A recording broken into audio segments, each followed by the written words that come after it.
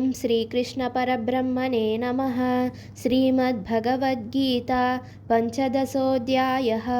పురుషోత్తమప్రాప్తియోగः.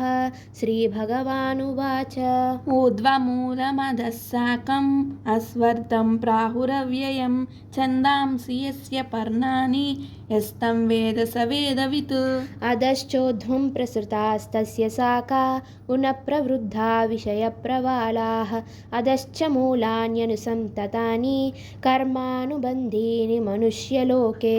న రూపమస్యేహ తదోపలభ్యతే నాంతో న చాదిర్న చ సంప్రతిష్ఠా.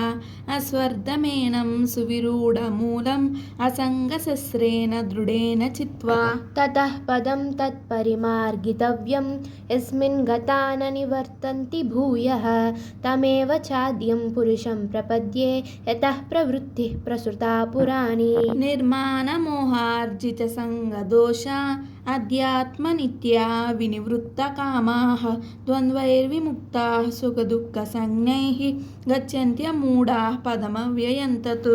న తద్భాసయతే సూర్యో న శశాంకో న పావకః యద్గత్వా న నివర్తంతే తద్ధామ పరమం మమ. మమైవాంసో జీవలోకే జీవభూతः సనాతనः మనసష్టానీంద్రియాణి ప్రకృతిస్థాని కర్షతి.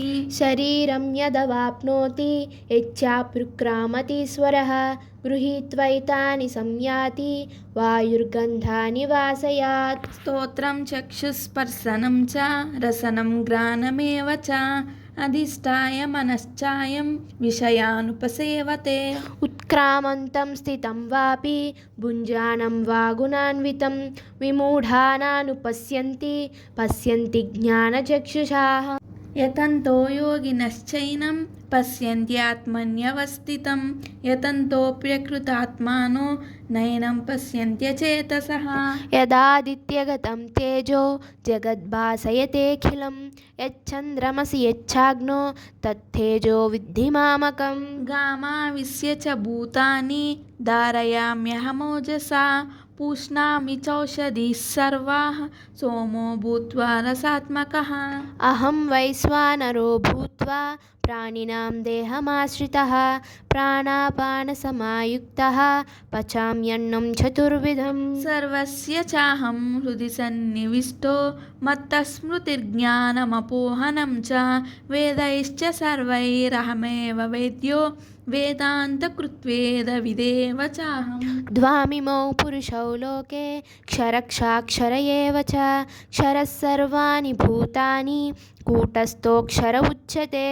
ఉత్తమః పురుషస్త్వన్యః పరమాత్మేత్యుదాహృతः యో లోకత్రయమావిశ్య బిభత్యవ్యయ ఈశ్వరः. యస్మాక్షరమతీతోహం అక్షరాదపి చోత్తమః అతోస్మి లోకే వేదే చ ప్రదితః పురుషోత్తమః. యో మామేవమసమ్మూఢో జానాతి పురుషోత్తమం స సర్వవిద్ భజతి మాం సర్వభావేన భారత. ఇతి గుహ్యతమం శాస్త్రం ఇదముక్తం మయా నఘ ఏతద్భుక్త్వా బుద్ధిమాన్ స్యాత్ కృతకృత్యశ్చ భారత.